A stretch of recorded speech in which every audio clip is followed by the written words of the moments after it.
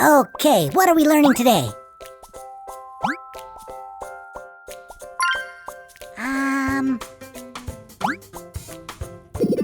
Clouds! There's one right there, and over there. Whoa! Whoa! Clouds aren't solid? What is this stuff? I thought it would feel dry and fluffy, but it's wet and misty. I see. Clouds are made of water droplets. Where do clouds come from? Whoa! On Earth, the sun's energy warms up water and changes the water from a liquid to a gas. This gas is called water vapor, and this process is called evaporation. The water vapor rises up and up into the sky where the temperature is cooler. When the water vapor becomes cool enough, it changes into a liquid, a water droplet. This process is called condensation. When many water droplets form in the same place, we see a cloud. As the water droplets grow bigger and bigger, they stick to each other. And once they grow big enough, they fall from the sky. Whee! As they reach the ground, we call them raindrops. And that's the water cycle. Cosmo here. Can you answer some questions about clouds? I can barely hear you. I think the clouds make the signal weak.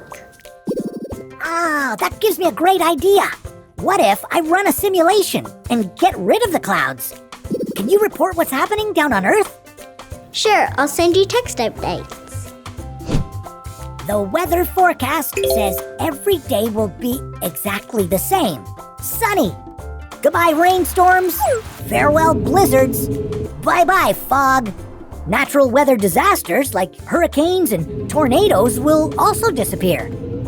It's getting really hot down here. Clouds help keep the Earth cool by stopping some of the sun's heat and light energy from reaching the ground. Without clouds, the sun would be constantly beating down and the Earth would become warmer and warmer. Humans would get very bad sunburns and would need to carry sun umbrellas and wear ultra-strong sunscreen. It's very dry. No clouds means no rain, no fog, and no snow. These different types of water are called precipitation. If there's no precipitation, the soil doesn't get any water. The Earth will turn into a desert. The Atacama Desert rarely has any clouds. It once went 14 years without rain. But what would happen to the water already on Earth? With clouds missing, the Earth would keep getting hotter and hotter, and the water in lakes, rivers, and oceans would evaporate. Without water from rain and snow being added to lakes and oceans, all the liquid water on Earth would disappear. Humans would also run out of water to drink and food to eat. And forget about washing your clothes, taking a bath, and flushing the toilet. Cosmo, bring the clouds back. Okay, you're right. Clouds, come back. Whee! Who knew that clouds were so important? Which chapter should I research next? Cosmo!